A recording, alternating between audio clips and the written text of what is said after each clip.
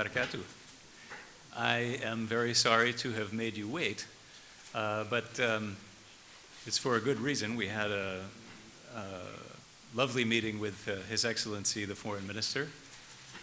We had a chance to talk about how, under the leadership of King Mohammed Sadis, we're making the already strong U.S.-Morocco bilateral relationship an even stronger strategic partnership. This comes as we are commemorating the bicentennial of the first U.S. diplomatic mission in Morocco, the Tangier American Legation, and celebrating over 200 years of friendship between our two countries. Of course, our bilateral relations are even older than that, dating back to the independence of the United States, when Morocco was the first country to recognize our fledgling country. We appreciate Morocco's continuous and valuable support on issues of common interest, such as peace in the Middle East, stability, security, and development across the region and the entire continent of Africa. We're working together to defeat the pandemic. Just this past weekend, the United States provided more than 300,000 Johnson & Johnson vaccines to Morocco. These one-shot vaccines will boost the kingdom's already very successful vaccination campaign.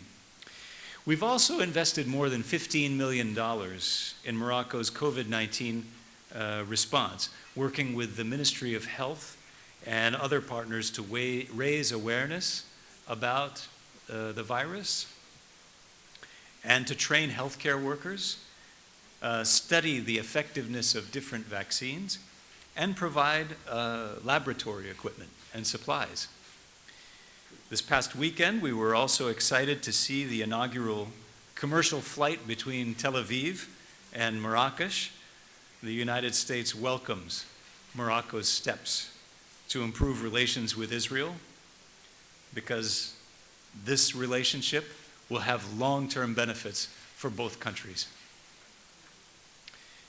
We also appreciate Morocco's continuous support for the UN's efforts in Libya and its support for removing all foreign forces from that country in preparation for preparation for successful nationwide elections, an essential step towards a stable, unified, and democratic Libya.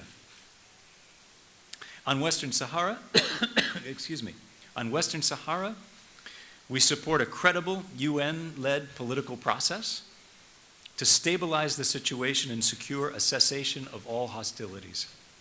We're consulting with the parties about how best to bring about a halt to the violence and ultimately achieve a lasting settlement.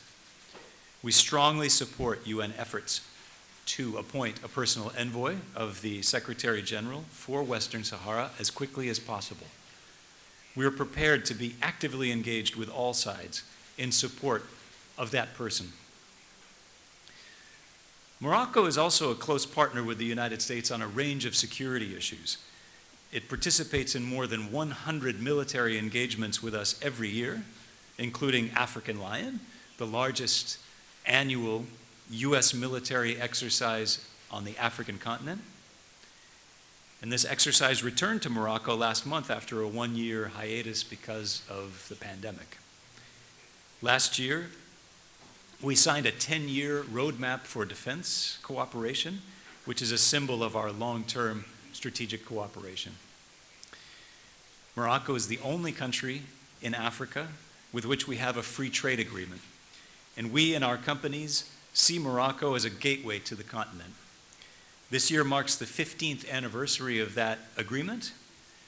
Both countries have benefited greatly from it through the creation of thousands of jobs in both countries and a five-fold increase in the volume of our trade to over $5 billion annually. I was happy to learn that over 150 American companies operate here in Morocco.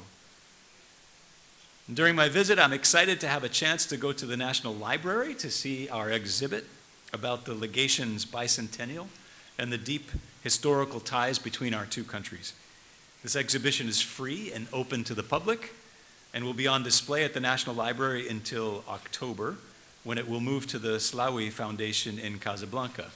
So, get your vaccine as soon as possible, put on your mask, and go visit the exhibit. Thank you. And now I would love to take all of your questions.